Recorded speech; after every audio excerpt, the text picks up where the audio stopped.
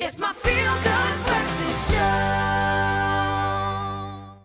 Well, taking that one step further, I think maybe in reaction to the fuel price at the moment, or maybe needing to just emancipate themselves, more and more people are turning to motorcycles. We joined a ride in the Valley of 1,000 Roars to find out exactly what it is about this subculture that makes it so unique.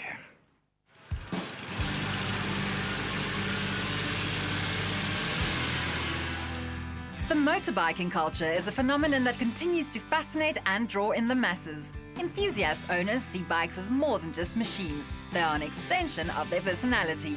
Something that goes hand in hand with biking culture is the fact that people can customize their bikes. But how far will people actually go in terms of customization? What is possible? Depending on your budget, you can spend anywhere from 20,000 Rand up to 300, 400,000 Rand.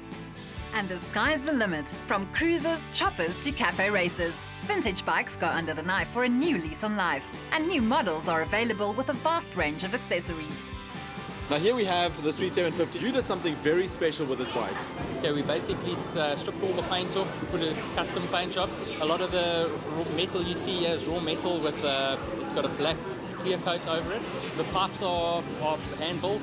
The seat, this is all handcrafted. The rear fender, handcrafted. Even as far as the key, we've got this is a very rare animal horn. Now the big question is, how does it sound? Yeah, let's start it up.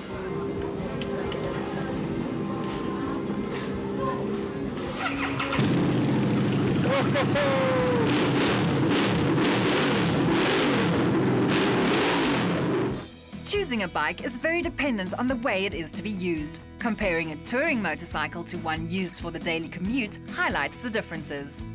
The street is more for commuting, and that means we have some changes on this bike that is especially for city traffic.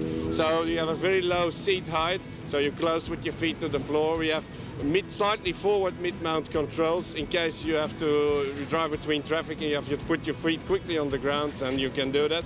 And we have a long travel suspension, so for in city the potholes, the speed bumps, so to take care of that. On the road glide it's more the touring, so we have forward controls.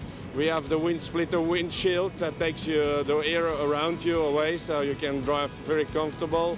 And the seat is much more comfortable and focused for the long travel. We also have a bigger engine, a 1690cc compared with the 750cc.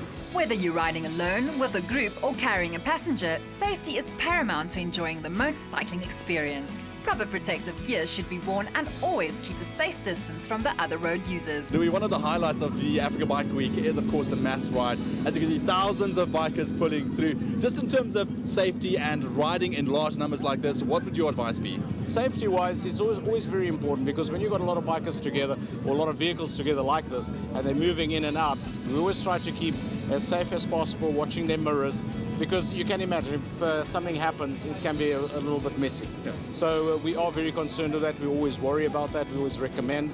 And you know, Harley Davidson and Hog, we promote safe riding.